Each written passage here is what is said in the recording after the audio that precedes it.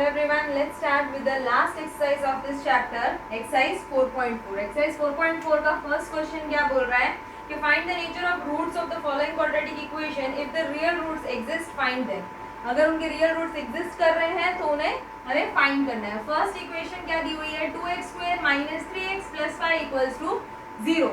तो अभी हम इसको किस फॉर्म से सॉल्व करेंगे, पहले हम डेल्टा ढूंढ लेंगे क्योंकि हमें नेचर फाइंड करने के लिए बोला है. तो डेल्टा कैसे फाइंड करेंगे, delta is equals to b² minus 4ac. इसके अंदर से b की वैल्यू क्या है, -3. सो -3 का square -4 into a into c आपका क्या है 5. इसको सॉल्व करेंगे तो 3 का square that is 9 minus 4 into 2 into 5 that is 40. So 9 minus 40 is -31 that is less than 0. Delta की वैल्यू क्या आ गई, लेस देन 0. तो नेचर ऑफ रूट्स क्या है कि नो रियल रूट्स एग्जिस्ट. तो इसीलिए इसके रूट्स ही नहीं मिल रहे हैं हमें. सेकंड में देखेंगे, सेकंड में क्या बोल रहे हैं कि 3x² minus 4√3x plus 4 equals to 0.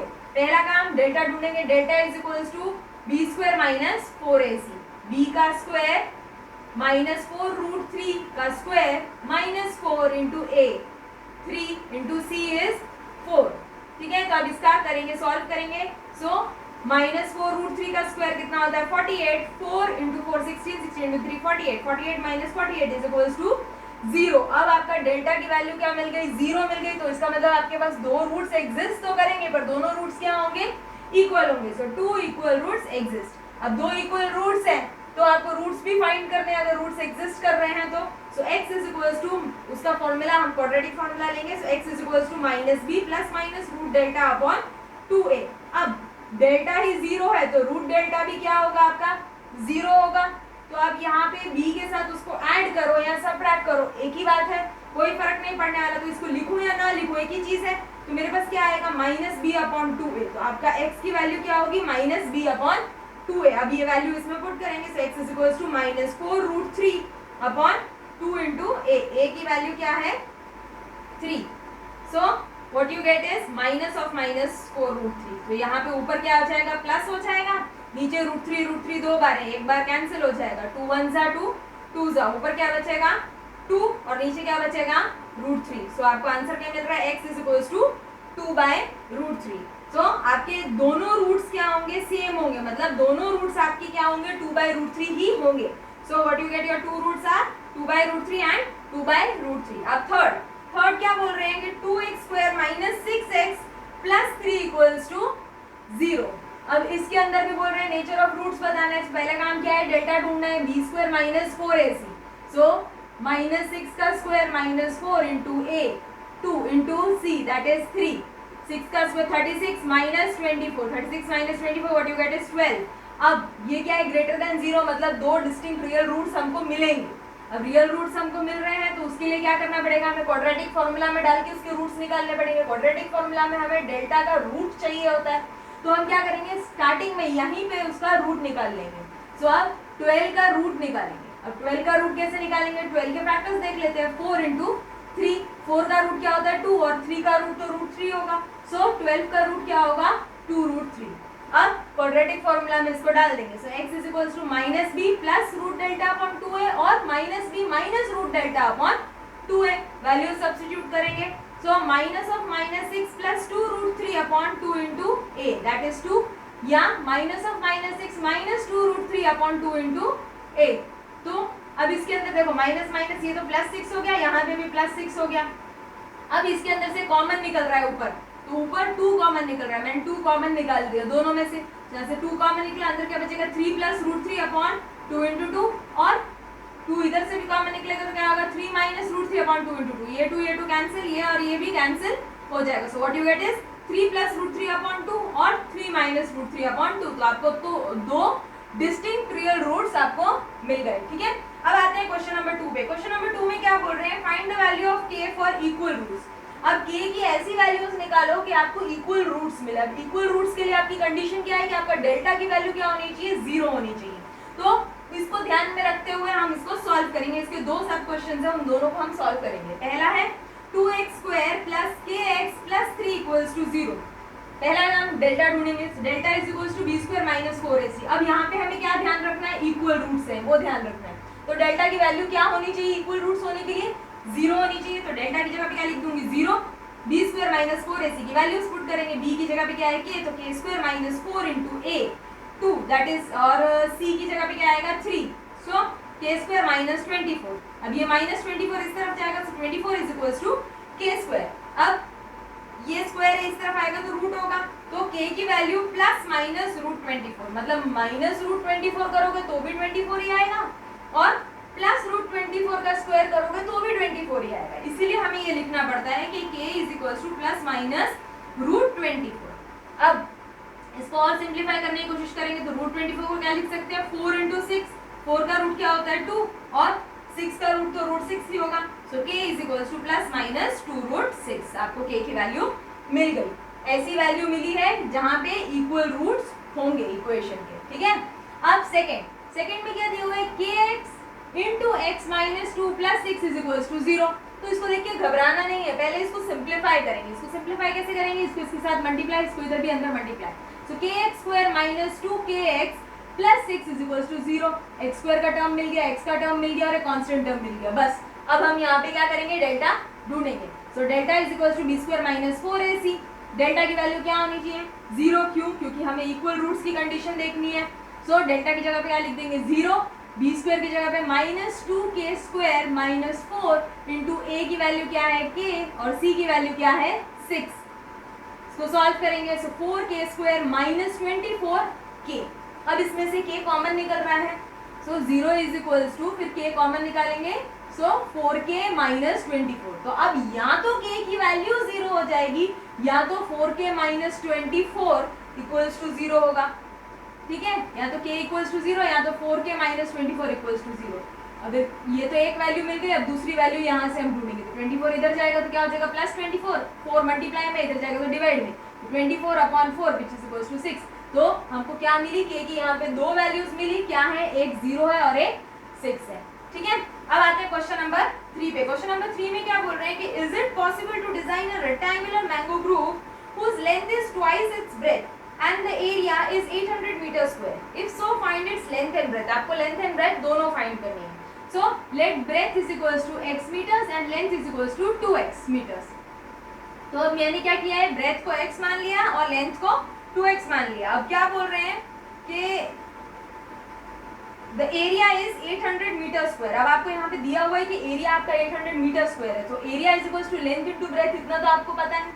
Area की जगह क्या लिख देंगे 800, लेंथ की जगह पे क्या लिखेंगे 2x, और ब्रेथ की जगह पे क्या लिखेंगे x। इसको सॉल्व करेंगे, सो 2x स्क्वायर हो जाएगा, 800 is equals to 2x square हो गया, ठीक है। अब हमारी कोशिश क्या रहेगी कि x स्क्वायर वाला जो टर्म है ना उसको हमेशा पॉजिटिव रखें। सो ये इधर, इसको इधर शिफ्ट करो, इससे अच्छा क्या होगा 800 को उधर शिफ्ट करेंगे। So what you get is 2x square minus 800 is equals to 0। इसमें से 2 कॉमन निकल रहा है, कॉमन निकाल दिया, क्या बचा x square minus 400 is equals to 0। अब मैं चाहूँ तो यहाँ पे इसका दूसरा तरीका भी है, x square plus 0x minus 400 equals to 0 करूँ, फिर डेल्टा फाइंड करूँ और फिर दोनों रूट्स निकालूँ क्वाड्रेटिक इक्वेशन के हिसाब से।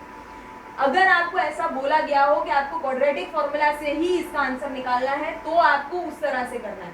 क्योंकि क्वेश्चन में ऐसा कुछ मेंशन नहीं किया है तो हम यहाँ से इसको डायरेक्ट भी कर सकते हैं कि x square minus 400 equals to 0। So ये 400 में अगर इधर शिफ्ट कर दूं तो x square is equals to 400 हो जाता है, ठीक है। सो एक्स क्या होगा प्लस माइनस रूट ऑफ 400, ठीक है। अब रूट ऑफ 400 कितना है 20, प्लस माइनस 20 एक्स की वैल्यू क्या होगी, या तो प्लस 20 होगी या तो माइनस 20 होगी।